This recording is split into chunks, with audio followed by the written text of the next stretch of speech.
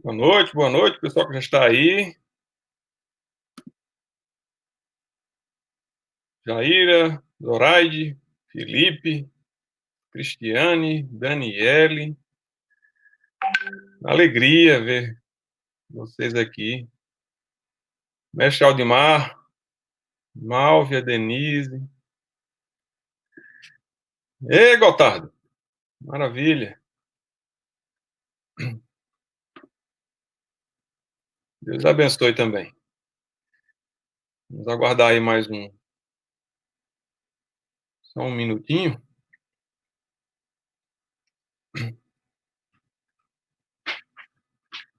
A gente já inicia.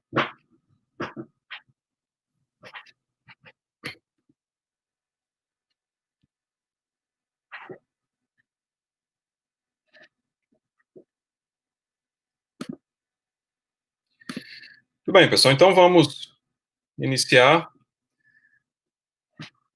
fazendo a nossa prece inicial de harmonização, para em seguida fazermos a abordagem no nosso tema de hoje, tá bem? Então, quem quiser, fica à vontade para fechar os olhos para fazer a mentalização, tá bem? Direcionando, então, nossos pensamentos, nossas vibrações e nosso coração ao Deus da vida, ao Mestre Sublime Jesus e toda a espiritualidade amiga, em especial aos colaboradores encarnados e desencarnados do Grupo Espírita Garimpeiros da Luz, a quem pedimos permissão para mais uma noite de trabalho, de colaboração e de engrandecimento em conjunto em torno do ideal espírita. Que tudo aqui que seja falado hoje possa, de algum modo, tocar as mentes e corações de todos, os que estão nos acompanhando agora, os que assistirão em algum momento, para que possa colher um pouco que seja de esclarecimento, para que a vida seja melhor, com mais consciência e com maior engrandecimento. Sendo assim, agradecemos mais uma vez a oportunidade. E que assim seja. Muito bem. Então vamos às nossas considerações de hoje. Nesse tema, dentro da temática do mês, né, sobre a abordagem tão importante que é a abordagem da família. E a nossa temática hoje são problemas conjugais, né? Então, nós vamos basicamente tomar por base duas das principais obras de Joana de Ângeles, que são, né, O Amor Imbatível Amor e SOS Família, tá? Nós vamos poder passar para vocês aí alguns slides para vocês acompanharem também. No momento o Almeida aí está me auxiliando na colocação e na passagem dos slides, tá certo? Mas vão poder acompanhar com tranquilidade, tá? Bom, então o que é que nós vamos abordar aqui? Basicamente, nós vamos tratar o que é um problema conjugal, né? Como é que ele surge, por que ele surge, para que serve, porque tudo tem uma proposta, né? E como é que eu evito ou como é que eu corrijo, né? Se eu já tiver em algum tipo de problemática no relacionamento. Aqui, embora o tema seja problemas conjugais, na verdade se aplica a todo e qualquer relacionamento a dois, né?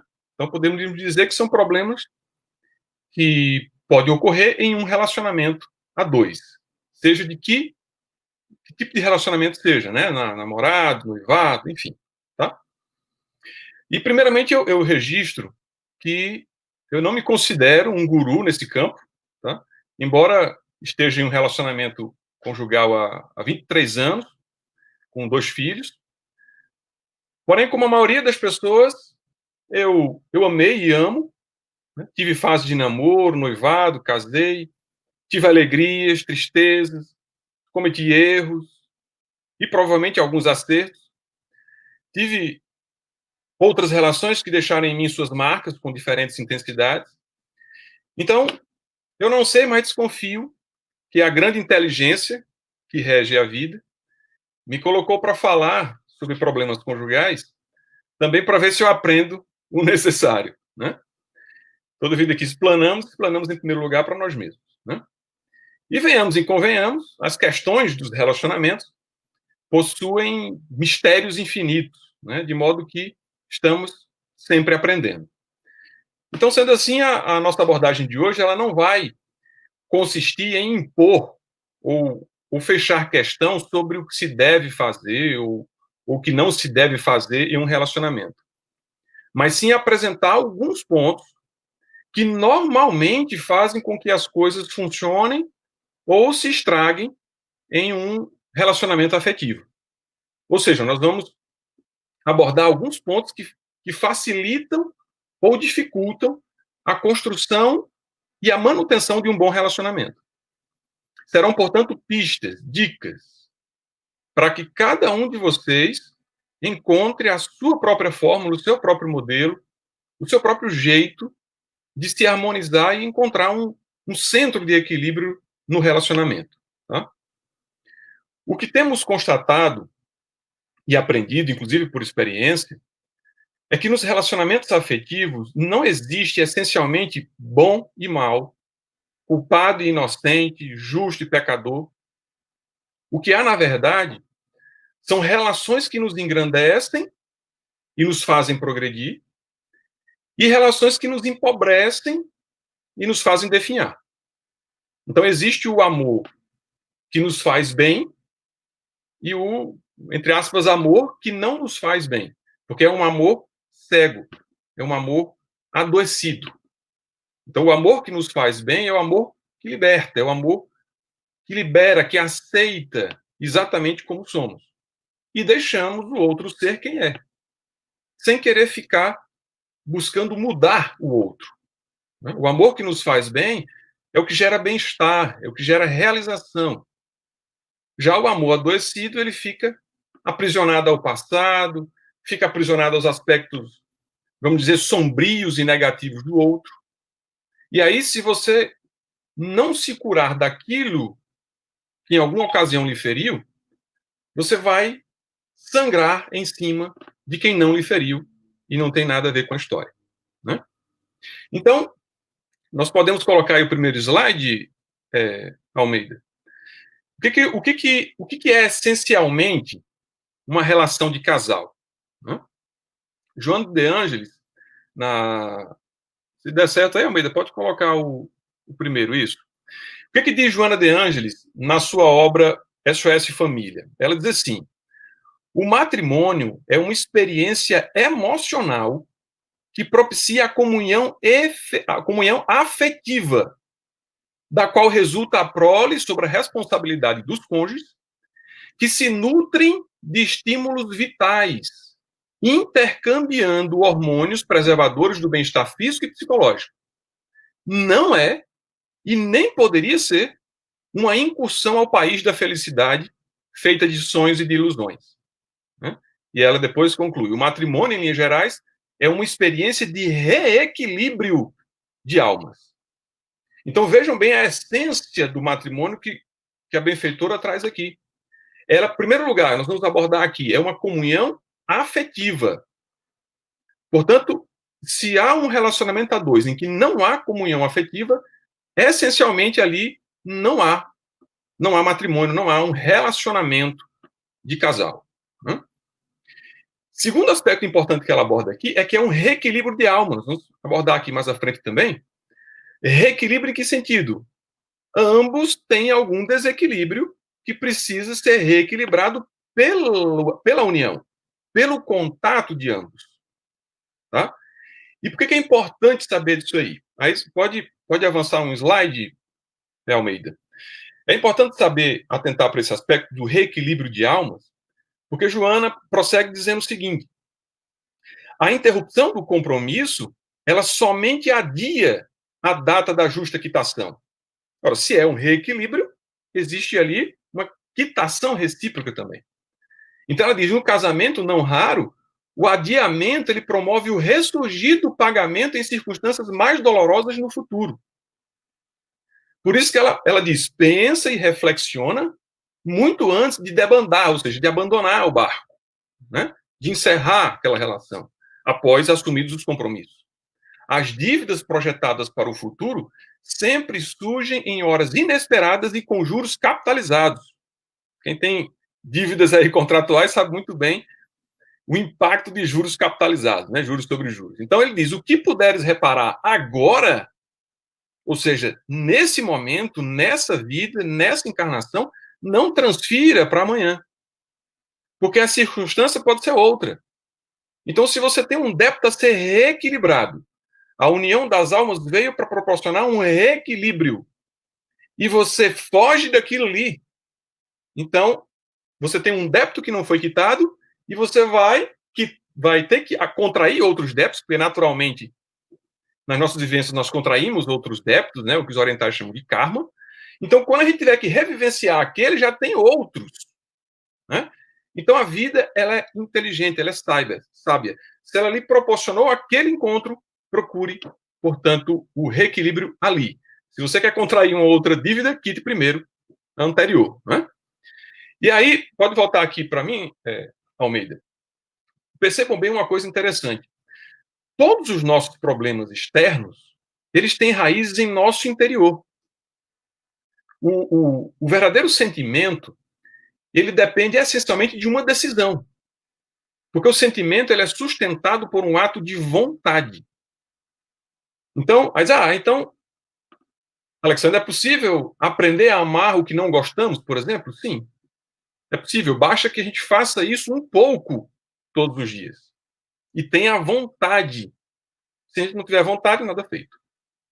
Então, pense no que o outro precisa para crescer como ser humano. E então se esforce para auxiliar a essa pessoa. Porque assim você estará manifestando o seu amor. Estará nutrindo o outro e a si mesmo com estímulos vitais, como diz Joana de Ângeles.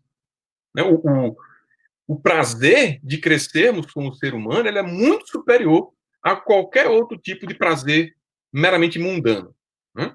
Hoje nós vivemos uma exposição excessiva, né, do que há de pior no ser humano e nas relações. A gente vê, às vezes, no jornal, muitas vezes, não tem, às vezes, um caso de um exemplo de virtude de um ser humano e tal, e sabemos que existem muitos, né?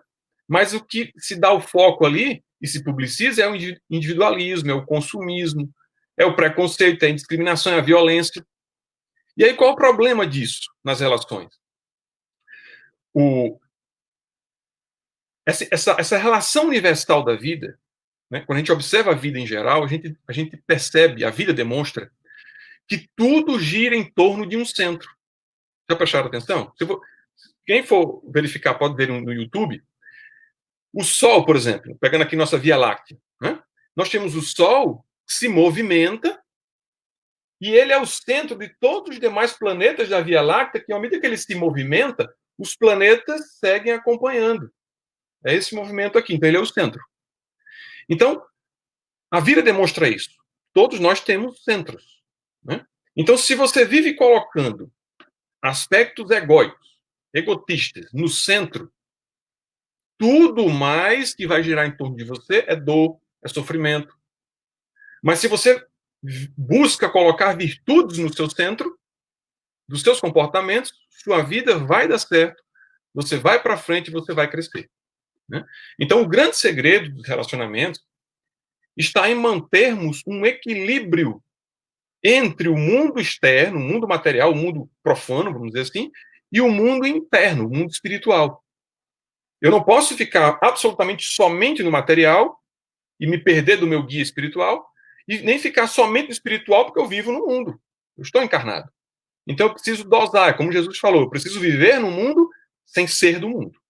Né?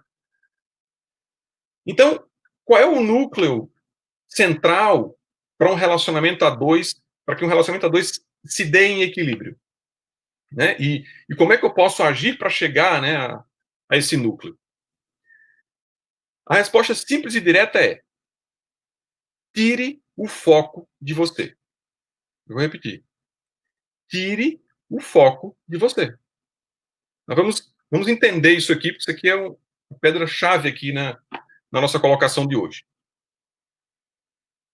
Toda relação humana, ela acontece por meio de três possíveis movimentos ou três possíveis identidades: receber, trocar e contribuir. Receber, trocar e contribuir.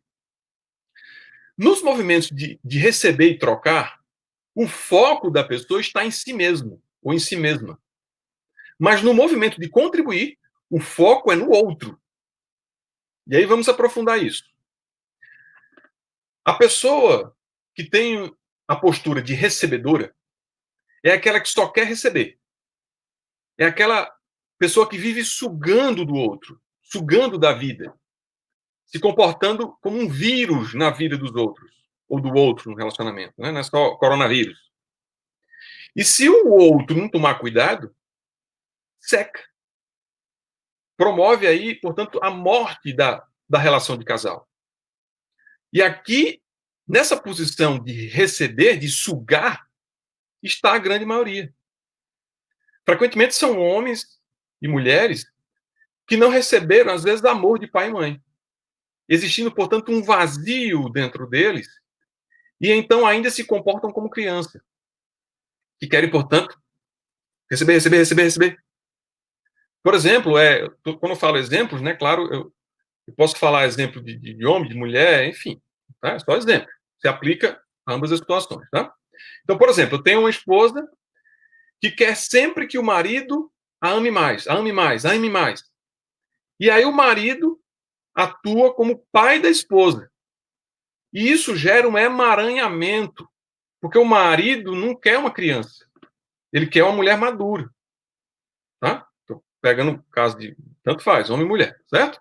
Só um raciocínio aqui. Então, qual é então a solução, por exemplo, para casos assim? Essas pessoas precisam entender que seus pais lhe deram o essencial, que foi a vida. E aí, a partir dessa vida, essa pessoa nós podemos fazer tudo o que a vida nos proporciona. Só depende de nossas decisões.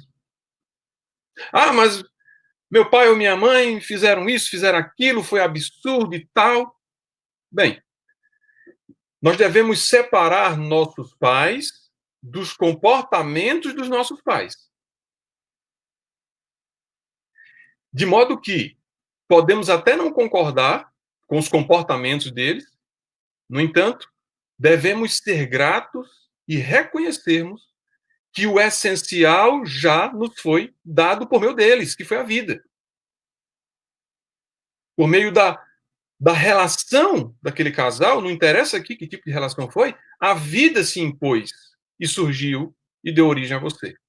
E a partir dela, tudo mais lhe pode ser dado em acréscimo. Né? Então, esse é o movimento recebedor. O movimento de troca nos relacionamentos é aquele em que um diz para o outro assim: eu te dou se você me der. Eu te amo se você me amar. Eu te respeito se você me respeitar. E assim vai. Transformando a relação de casal em uma relação, vamos dizer assim, prostituída. Que pode até se manter por um tempo, mas apenas por um tempo. Então, qual é a melhor postura, o melhor movimento, a melhor identidade? É a terceira, é a da contribuição.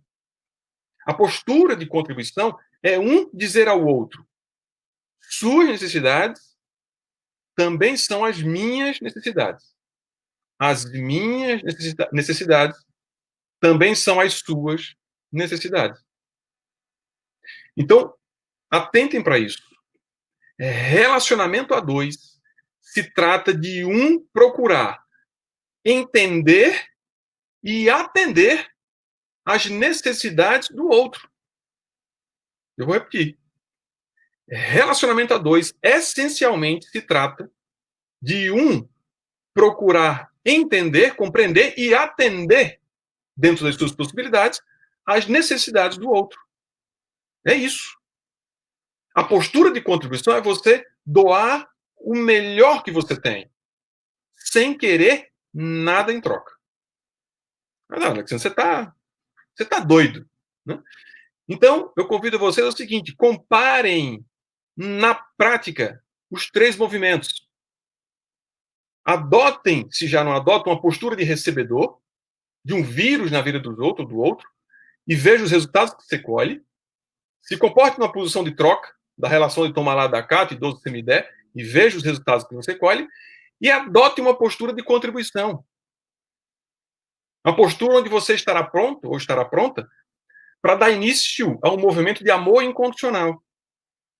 Porque é somente nessa postura que você oferece ao outro o que há de melhor em você. E aí, naturalmente, é natural, o universo vai lhe retribuir. Porque isso faz parte da lei de causa e efeito. Se ambos dão incondicionalmente, ambos receberão incondicionalmente. É assim que funciona. É assim a lei da natureza. Né? Então, a relação de casal é esse movimento que lembra muito aquele movimento do infinito, né? É essa dança, né? De forma equilibrada. Né? Às vezes alguém necessita, o outro puxa, o outro precisa, o outro ajuda, e assim vai. Né? Então, dito isto aqui, nós temos aqui a grande razão que dificulta, né, e estraga a relação a dois. É quando um, ou principalmente, né, os dois, não tem a postura de contribuição, mas tem a postura de troca ou simplesmente de recebedor ou recebedora. Então é por isso que muitos relacionamentos não se mantêm, não se sustentam. Porque o que mais conecta um casal é uma visão em comum de contribuição. Tá? É por isso que eu costumo dizer que relacionamento é igual à lua, né? Se não cresce, mingua. O que faz crescer é justamente essa postura de contribuição voltada a um engrandecimento em comum. Né? É por isso que Joana de Ângeles diz: o matrimônio é uma sociedade de ajuda mútua. É uma sociedade de ajuda mútua. Essa é a base de uma relação. Se não há ajuda mútua, essencialmente falando, não há relação, não há relacionamento a dois. Tá? Então vocês me perguntam, eu estou aqui captando pelas minhas antenas telepáticas as dúvidas de vocês. Mas, Alexandro, mas a relação de troca não tem futuro? Não, não tem. Eu costumo dizer que esse tipo de relação ele caminha sobre um fio de navalha. Que a qualquer momento, ou você se fere ou você cai. Né? Por exemplo, frequentemente em uma relação desse tipo, né, de troca, a mulher, por exemplo, pode ser homem, tá? A mulher, por exemplo, dá muito ao marido. Porém, quanto mais ela oferta, mais ele se afasta. Então, tem esse movimento aqui. Por quê? Porque se ele está na relação, no movimento de troca, ele vai se sentir em débito. Ele estará recebendo muito e não se sentindo em condições de retribuir. Então, ele se afasta. Inconscientemente, ele se sente devedor ou se sente inferior. E ninguém gosta de se sentir devedor ou inferior. Então, na relação baseada na troca, tem esse grande risco de que ou um dá demais, e aqui é bom ressaltar que todo excesso esconde uma falta, ou o outro não tem ainda capacidade ou maturidade de receber. Tá? Então, relacionamento de casal é, portanto, equilíbrio de à medida que o outro pode e quer receber. Alexandre, mas como é que eu vou saber se eu estou dando conforme ele quer ou ele tem capacidade de receber? Observando, ficando atento aos comportamentos do outro, né, dele ou dela.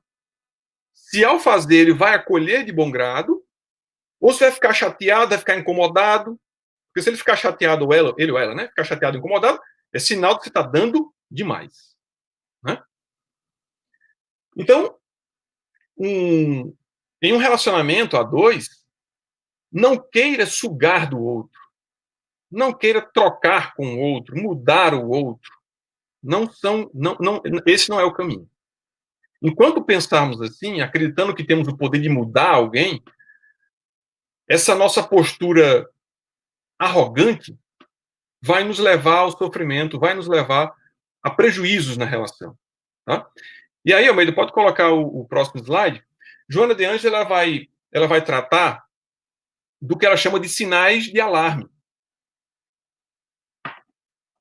O que ela chama de sinais de alarme? São dificuldades que podem justamente agravar, que vão agravar a união conjugal, a união do casal. Então, quais são os que ela traz aqui? Ela diz, não são todos, mas ela coloca alguns, né? Aprisionamento ao passado, né? Porque quando você se aprisiona a fatos ruins do passado, você se frustra. Você traz algo que já deveria ter, que deveria apenas ter funcionado como aprendizado, você fica trazendo o tempo todo para o presente, então você se frustra. Né? Sem falar que você não está vivenciando conscientemente o presente, você está aprisionado ao passado. Então, o passado não é para aprisionar, é para nos servir de aprendizado e não de aprisionamento. Críticas. Terrível, né? Porque no momento que você critica, há um pouco de arrogância do seu lado e do outro lado há um rebaixamento, uma submissão, né? Então, isso, a crítica só afeta o relacionamento. Excesso de cobranças. Se você cobre uma coisa ou outra, vá lá. Mas se você ficar o tempo todo cobrando ao outro, né, isso afeta, é um sinal grande de alarme que está afetando aí o relacionamento. Né? O julgamento e a condenação do outro, ou o julgamento e condenação de si mesmo. Né? Quando, na verdade, nós não temos condições de julgar quem quer que seja. Porque no momento em que nós tivermos condições de julgar, a gente não julga, a gente auxilia. Se a gente está julgando, estamos no mau caminho. Né? Aquela história. Se Pedro fala de Paulo, eu conheço mais de Pedro do que de Paulo. Né? Então, quem fala do outro revela mais de si mesmo do que do outro. Irritabilidade frequente no lar, que você se irrite uma hora ou outra, vá lá, faz parte do contexto humano. Né? Nós não somos espíritos puros, né? Mas, frequentemente, isso vai afetar a relação com certeza. Né? Tédio inexplicável diante da presença do outro, da outra, é um sinal de alarme. Por que esse tédio? Né? Desinteresse pelos problemas do outro. Novamente, acabou. Nós vimos aqui, é ajuda mútua. Se você não está nem aí para o problema do outro, não há relacionamento a dois. Há alguma outra coisa aí. Né? Falta de intercâmbio de opiniões, falta de diálogo. Isso afeta demais também, nós vamos falar um pouco sobre isso. Atritos contínuos. Você tem um atrito ou outro, também faz parte ali. Cada um tem valores diferentes, virtudes diferentes, culturas diferentes, mas atrito contínuo o tempo inteiro, não tem que aguentar. Né? E a ira quando o outro omite uma opinião. Você não tem nem flexibilidade para verificar, né, a opinião do outro e tal. Né? Então, todos esses comportamentos, eles levam ao que a gente chama de empilhamento emocional. Né? Aí você tem aí, um critica, depois está cobrando, daqui a pouco está julgando, se irrita, tem atrito, e aí vai. Empilhando, empilhando, empilhando. Até um ponto que, bum, explode, e muitas vezes um reage de uma maneira absolutamente irracional, feito um animal irracional. E aí depois se arrepende. Então, em uma palavra, o ponto principal aqui, se eu tivesse que resumir, né? Quem sou eu, né? Mas, na minha visão, se eu tivesse que resumir aí, o ponto principal que faz com que o relacionamento de casal dê fim é, em uma palavra, quando a outra pessoa é chata. É isso mesmo que vocês ouviram aí, né? Quando a outra pessoa é chata. Ela só critica, ela não está nem aí para os problemas do parceiro ou da parceira, faz birra ou se irrita por qualquer coisa que não goste, fica fazendo problema de tudo, julga tudo e todos, vive de mau humor, não consegue dialogar, ou quando conversa é cheio ou cheia de razão, não tem abertura para outra visão, enfim, pessoa chata. Então, se você convive com uma pessoa assim, se autoanalise, em primeiro lugar. Né? E aí, qual é a solução? E saiba que há uma proposta de reequilíbrio. Então, qual é a solução aqui? Vontade e mudança de atitudes. Ao invés de criticar, admire, aprecie, elogie algo do outro, alguma postura do outro e tal. Todos nós temos, né? Algo, posturas, comportamentos, falas a se admirar, a apreciar, a elogiar. Né? Ao invés de se fechar no passado, se abra, dê a chance para uma transformação. Ao invés de controlar, dê liberdade. Porque quem ama liberta, não aprisiona. Né? Eu costumo brincar que quando a gente casa, a gente assina certidão de casamento, não é certidão de posse e nem muito menos de propriedade. Né? Aliás, eu me lembro agora de um texto que ele diz mais ou menos assim: é, você diz que ama as rosas, mas as corta. Você diz que ama os pássaros, mas os prende. Você diz que ama os animais, mas os come. Então, quando você diz eu te amo, eu tenho medo. Né? Então, é bem por aí. O que mais? Ao invés de julgar, procure compreender, procure ajudar. Porque, sabendo que o outro ele é comum e imperfeito, ou comum e imperfeita, como você também é. Né? Então, aqui é altamente recomendável que seja adotado o que Marshall Rosenberg chama de comunicação não violenta. O que é isso? É uma comunicação empática, uma comunicação compassiva, pacificadora. Porque se você agir de uma forma violenta, você só alimenta a fornalha da violência. E aí, como disse Gandhi, olho por olho, uma hora acabaremos todos cegos. Então, Alexandre, como é que eu posso agir, então, em momentos difíceis? Né? Aqueles momentos de tensão emocional. Vou dar alguns passos aqui. Primeiro passo importantíssimo: respire conscientemente. Não é você respirar pensando que vai atacar, não. É você respirar conscientemente. Você vai trazer toda a sua consciência para a sua respiração por 10 segundos. Por que isso? Porque quando você entra no empilhamento emocional, numa tensão emocional muito forte, você rebaixa o seu nível de consciência para o emocional e sai do racional. Então, se você respira conscientemente por 10 segundos, você volta. Tá? Ou já começa o processo de retomada. Mas se você reagir de imediato, o seu corpo e a sua linguagem vão trazer um profundo impacto negativo para outra pessoa e, claro, para a relação. Então, a nossa vida é a qualidade das nossas emoções. E a qualidade das nossas emoções, ela decorre de onde eu ponho o meu foco. Eu estou focando no problema ou foco na solução? Eu foco no negativo ou eu foco no positivo? Então, foque em querer solucionar e não piorar as coisas. Ou em querer impor-se ao outro. Porque se você agir assim, o ego do outro vai querer se defender e vai ter um problema. Tá? Então, depois desse momento de respiração, tenha em mente tornar-se a pessoa com quem você quer se relacionar. O outro é só uma resposta, um reflexo de quem você é. Então, é você quem atrai aquilo que você é. O universo é sábio. Então, por exemplo, se você quer mais compreensão do outro, seja você uma pessoa mais compreensiva, por exemplo. Né? Aí, por exemplo, se uma esposa, por exemplo, né? Estou dando exemplo, pode ser um, tá? Se a esposa diz de forma crítica, por exemplo, meu marido é infantil. Então, quem é nela que está dizendo isso? É a menina, é a criança, ou seja, o lado infantil dela também. Então, qual é a solução? Ela curar a menina. Porque aí automaticamente surge a mulher madura, a mulher com maturidade. Tá? Muito bem. Aí, em seguida, observe a situação sem julgar. É simplesmente observando. Você não vai dizer nada interiormente. Isso me agrada, isso me agrada. Não. É sem julgamento. Você vai só observar. Depois, você vai identificar os sentimentos que vieram à tona em você. Veja que tudo aqui diz respeito a você. O que surgiu? Surgiu mágoa? Foi medo? Foi irritação? Foi impaciência? O que foi? E aí, então, você assume a sua responsabilidade do porquê aquele sentimento lhe veio. Por que eu tive essa mágoa? Por que eu tive esse medo? Por que eu me irritei com isso? E vejam bem, não se trata essencialmente da outra pessoa.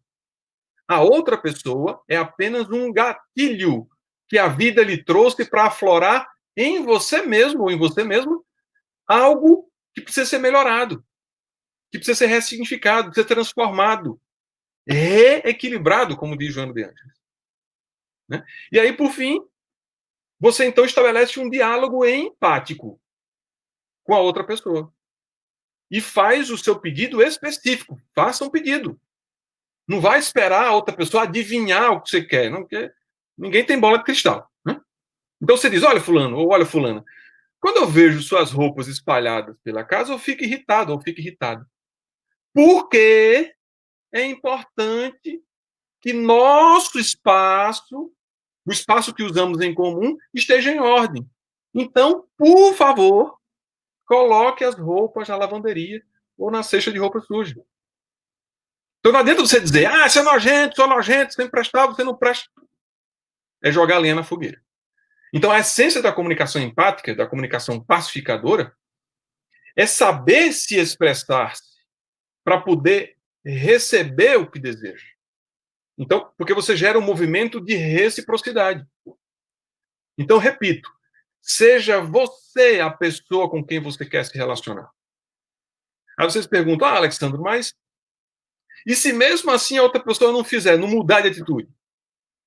Faça o uso progressivo da... Eu ia falar da força, não. Faça o uso progressivo da comunicação empática.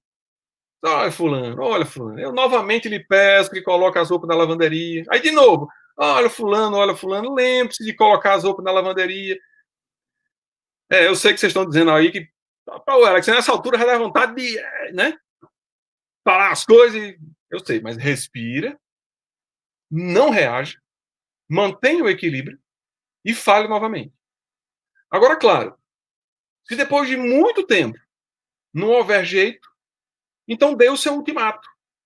E pergunte se, de fato, ali há duas pessoas dispostas a um relacionamento a dois, ou se é só uma, ou se é só um faz de conta. E aí diga, se assim não for, é melhor que cada um siga o seu rumo. Acabando que, na verdade, já está acabado mesmo faz tempo. Né? Mas, no entanto, pode passar o slide, Almeida. Eu chamo a atenção para essa colocação de Joana de Anjos, que ela diz, se te encontrares ao lado de um cônjuge difícil, ama-o assim mesmo, sem deserção, sem fugir da raia, fazendo dele ou dela, né, a alma amiga com quem estás em curso pelo pretérito, não é à toa que está ali, para a construção de um porvir ditoso que a ambos dará a paz. Essa é a maravilha do reequilíbrio que o relacionamento a dois pode proporcionar. Né? E, por fim, o horário aí está avançado. O outro ponto importante para a gente finalizar, a considerarmos, que é fruto de muitos problemas conjugais, é a questão dos emaranhamentos sistemáticos. Né? O que é isso? Bem, o relacionamento de casal, ele é uma fusão de dois sistemas familiares que geram um novo sistema familiar. Né? Eu tenho, por exemplo, o sistema familiar de João. Almeida, pode voltar aqui para mim, tá? Para o pessoal acompanhar melhor. Eu tenho o sistema de João, o sistema familiar de Maria, e eles têm um terceiro sistema familiar. Então, o sistema nada mais é do que um grupo, um conjunto de elementos que se interconectam para promover o progresso. Tá? E isso se aplica em vários campos da vida, né? Negócio e tal, mas falando aqui especificamente de relacionamento de casal, né? Relacionamento a dois, temos então os sistemas de origem de cada um e o sistema da família atual decorrente da união do casal. Então há um movimento de crescimento individual, mas também há um movimento de crescimento como casal e um movimento de crescimento como família, sendo então necessário e essencial que um movimento não venha a afetar o outro. Portanto, quando um homem ou uma mulher se unem a uma outra pessoa, em relacionamento de casal, eles se unem também aos respectivos sistemas de origem, ao mesmo tempo em que eles formam também um novo sistema.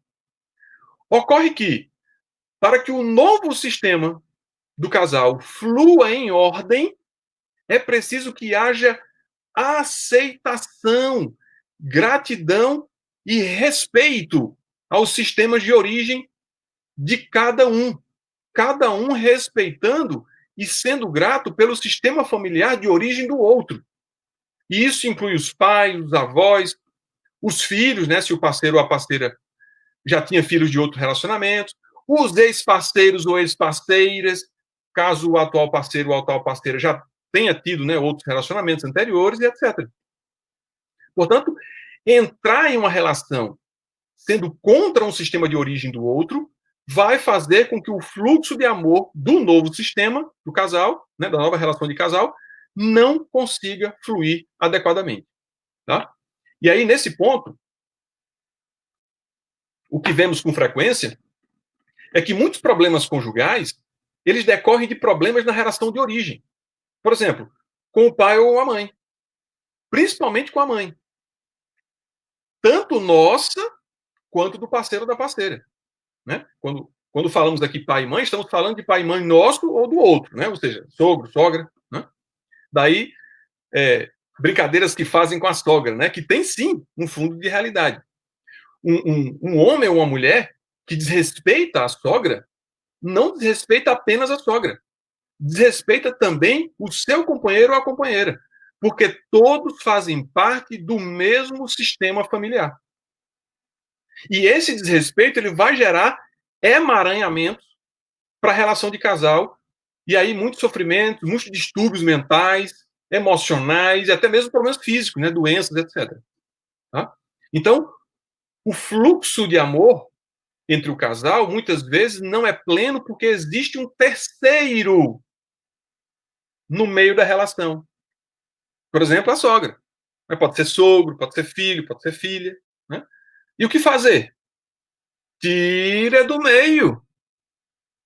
Agir para equilibrar de uma forma justa a relação com essa pessoa que está indevidamente no meio da relação de casal. Né? Quando há uma relação de casal em que um ou os dois já foram divorciados e, portanto, já tiveram uma outra relação anterior, a utilização dos filhos para atingir o outro frequentemente faz com que o outro, consciente ou inconscientemente, queira se vingar do ex-parceiro ou da ex-parceira, se afastando dos filhos. Tanto é que quando o ex-parceiro ou ex-parceira muda a atitude, tem vontade e muda a atitude, e passa a ser grato ou a ser grata pelo que viveram anteriormente, e aceita que cada um siga sua nova vida, o outro que se vingava, se afastando dos filhos, volta a uma convivência harmoniosa com ele. Tá? Então, filhos envolvidos na relação de casal, de pai e mãe, tanto afeta a ordem da relação de pai e mãe, entre eles e com os dois filhos, como também afeta os futuros relacionamentos dos filhos. Então, vê que gera todo um emaranhamento. Né? Então, nesse ponto, é essencial sabermos que não existe ex-amor. O que existe é um primeiro amor, um segundo amor, um terceiro amor, e assim vai.